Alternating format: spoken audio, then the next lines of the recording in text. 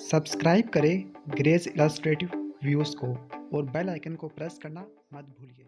बिस्मिल्लाहिर्रहमानिर्रहीम। Today's topic of discussion is basic pharmacology या general pharmacology. तो जनरल फार्माकोलॉजी के अंदर हमें बेसिकली दो प्रिंसिपल्स देखने को मिलते हैं। एक वो प्रिंसिपल जिसमें हमारी बॉडी ड्रग्स के ऊपर एक्शन करती है, जो हमारी बॉडी ड्रग्स के ऊपर एक्शन करती है उसको बोलते हैं फार्माकोकाइनेटिक्स। और फार्माकोकाइनेटिक्स के अंदर हमने आदमी वाला निमोनिक याद किया था, यानी ADME, absorption, distribution, metabolism and elimination. लेकिन जो आज की वीडियो है वह है फार्माकोडायनेमिक्स। फार्माकोडायनेमिक्स का मतलब यहाँ पे जो ड्रग्स होगी वो हमारी बॉडी के रिसेप्टर पर जाके बाइंड करेगी, रिसेप्टर की एक्टिवेशन होगी तो इफेक्टर होंगे, वो इफेक्टर एगोनिस्ट वैरायटी की होगी, एंटागोनिस्ट वैरायटी के, ठीक हो गया। वो सारे हमने पैरामीटर्स देखने हैं जो ड्रग रिसेप्टर इंटरेक्शन की वजह से होते हैं।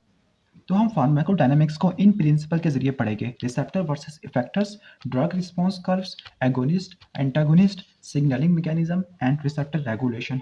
अब जो पहली हेडिंग होगी इसके अंदर मैं आपको पहले से ब्रीफ सा ओवरव्यू दे देता हूँ कि इसके अंदर हमने पढ़ना क्या होगा। इसके अंदर हमने ये देखना होगा कि रिसेप्टर होते क्या है, इनकी नेचर क्या होती है, और रिसेप्टर किन किन ड्रग्स के साथ बाइंड कर सकते हैं और ड्रग, और अगर रिसेप्टर की एक्टिवेशन होती है तो रिसेप्टर की एक्टिवेशन से किन किन इफेक्टर की कपलिंग होती है। फॉर एग्जांपल, अगर ये रिसेप्टर आपको नजर आ रहा हो, ये वाले रिसेप्टर टायरोसिन काइनेस रिसेप्टर या फिर आयन चैनल रिसेप्टर या स्टीरॉयड रिसेप्टर, तो रिसेप्टर की एक्टिवेशन होने के बाद जो इंट्रासेलुलर इफेक्टर प्रोड्यूस होता है, जो मे बी सेकंड मैसेंजर होगा या रिसेप्टर खुद ही होगा, तो वो इफेक्टर अपना फंक्शन देता है। इसके बाद जो ड्रग रिस्पॉन्स कर्व्स देखनी है, दो तरह के रिस्पॉन्स कर्व्स देखने को मिलती है जब ड्रग अपने रिसेप्टर पे जाके बाइंड करते हैं, कि ग्रेडेड और दूसरी होते हैं क्वांटल। ग्रेडेड का मतलब होता है कि जितनी हम ड्रग की कंसेंट्रेशन बढ़ाएंगे उतना ही रिस्पॉन्स उतना ज़्यादा मिलता रहेगा। ग्रेड का मतलब हमने ये कर लिया कि इंटेंसिटी को कर लिया। मिसाल के तौर पर आप ग्रेड 1 के अंदर हो, ग्रेड 2 के अंदर हो, ग्रेड 3, ठीक है। तो ग्रेडेशन का मतलब ये होता है कि अगर आप ड्रग की डोज को बढ़ाते हो, ठीक हो गया, तो आपको फार्माकोलॉजिकल इफेक्ट भी उसी डोज के हिसाब से बढ़ता रहता है, तो उसको बोलते हैं ग्रेडेड डोज रिस्पॉन्स। और क्वांटल का मतलब होता है डिस्क्रीट। डिस्क्रीट का मतलब ये होगा कि अगर आपने ड्रग दी, उस ड्रग ने या तो काम किया या नहीं किया, मतलब आपको जो ड्रग का इफेक्ट होगा वो यस या नो के अंदर देखने को मिलेगा, ठीक हो गया। तो उसको बोलते हैं quantal dose response curve.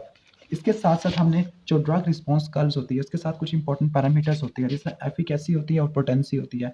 Efficacy जो होती है, एफिकेसी बिल्कुल वही चीज़ है जो हम एंजाइम के अंदर हम पढ़ते थे वी मैक्स, ठीक है। तो एंजाइम के अंदर हम पढ़ते थे वी मैक्स, लेकिन यहाँ पर हमने वी को रिप्लेस कर देना ई से। तो जो एफिकेसी होते क्या है, एफिकेसी या मैक्सिमम एफिकेसी यही होती है कि जितनी ज़्यादा या मैक्सिमम इफेक्ट एक ड्रग कॉज कर सकती है एक टॉलरेबल रेंज के अंदर, तो उसको बोलते हैं ई मैक्स, यानी जो मैक्सिमम इफेक्ट या इफेक्टिवनेस को बोलते हैं आप एफिकेसी। जबकि पोटेंसी क्या है, पोटेंसी ये है कि अगर आपने कोई गिवन इफेक्ट कॉज करवाना है, मिसाल के तौर पर आपने वेजो कंस्ट्रक्शन करानी है, तो उसके लिए आपको ड्रग की कंसंट्रेशन कितनी चाहिए। मिसाल के तौर पर एक ड्रग ऐसी है जो अगर आप जिसको 2 मिलीग्राम की फॉर्म में दो तब वो वेजो कंस्ट्रक्शन कॉज करती है। और एक ड्रग ऐसी है जिसको अगर आप 1 मिलीग्राम की फॉर्म में दो या जिसकी कंसंट्रेशन 1 मिलीग्राम हो तब अपना फंक्शन करती है।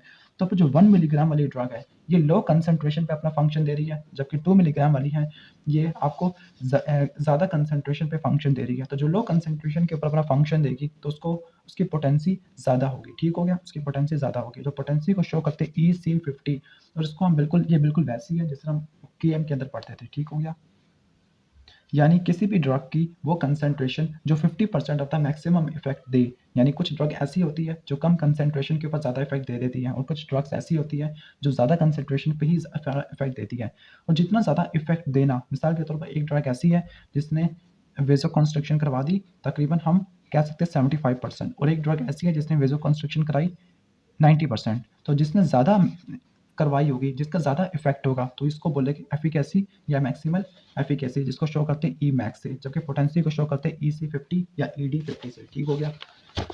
जो इसके बाद हम एगोनिस्ट को देखेंगे, तो एगोनिस्ट यही कुछ ऐसी ड्रग्स होगी जो रिसेप्टर की एक्टिवेशन करवा देगी और किसी भी फार्माकोलॉजिकल प्रिंसिपल को या फार्माकोलॉजिकल या बायोलॉजिकल एक्टिविटी को बढ़ा देगी। एंटागोनिस्ट ऐसी होगी जो एगोनिस्ट के इफेक्ट को अपोज करेगी और किसी भी बायोलॉजिकल इफेक्ट को या एक्शन को अपोज करेगी। सिग्नलिंग मैकेनिज्म क्या होते हैं, सिग्नलिंग मैकेनिज्म यानी वो कौन कौन से मैकेनिज्म जिसके जरिए रिसेप्टर अपने फंक्शन कर सकता है, यानी ड्रग्स रिसेप्टर पे बाइंड करती है, ड्रग रिसेप्टर इंटरेक्शन कौन कौन से सिग्नलिंग मैकेनिज्म पे एक्टिवेट करता है। तो फिर ये आपको मैं दिखा देता हूँ इस डायग्राम से कि सिग्नलिंग मैकेनिज्म कौन कौन से होते हैं।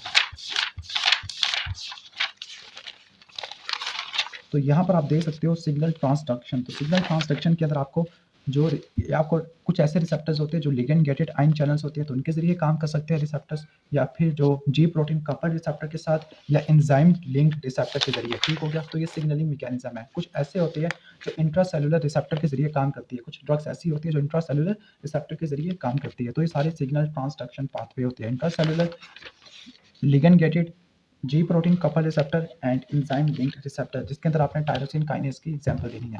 तो सिग्नलिंग मैकेनिज्म के अंदर आपने ये देखना होगा। इसके बाद रिसेप्टर की रेगुलेशन। अब रिसेप्टर की रेगुलेशन का मतलब आप रिसेप्टर की तादाद को बढ़ा सकते हो, उसको बोलते हैं अप रेगुलेशन, और रिसेप्टर की तादाद को कम भी कर सकते हो, उसको बोलते हैं डाउन रेगुलेशन। इसी तरह जो ड्रग्स होती है वो अपने ही रिसेप्टर की क्वांटिटी को डिटरमिन करती है। अप रेगुलेशन होगी तो फिर ड्रग अपना ज़्यादा अच्छे तरीके से काम करेगी, अगर डाउन रेगुलेशन होगी तो ड्रग की सेंसिटिविटी काफ़ी ज़्यादा कम हो जाएगी। तो रेगुलेशन के अंदर आपने अप रेगुलेशन और डाउन रेगुलेशन पढ़ना है। तो इन शॉर्ट फार्माकोडायनामिक्स के अंदर हमने सारे प्रिंसिपल्स को पढ़ना है, रिसेप्टर्स वर्सेस इफेक्टर्स को, ड्रग रिस्पॉन्स कर्व्स को, एगोनिस्ट को, एंटागोनिस्ट को, सिग्नलिंग मैकेनिज्म को और रिसेप्टर रेगुलेशन को। तो इस वीडियो के अंदर सिर्फ हमने जनरल सा इंट्रोडक्शन दिया था। तो अगर ये इंट्रोडक्शन अगर पसंद आए तो प्लीज़ इस वीडियो को लाइक करना, क्योंकि अगली वीडियो के अंदर हम वन बाय वन इस पार्ट को हम हर पार्ट को हम कवर करने वाले हैं। तो अगर आपका अच्छा रिस्पॉन्स हुआ, चैनल को सब्सक्राइब किया, तो इंशाल्लाह ताला मैं आज ही वीडियो अपलोड कर दूंगा। तो thanks for watching this video. अल्लाह हाफिज़।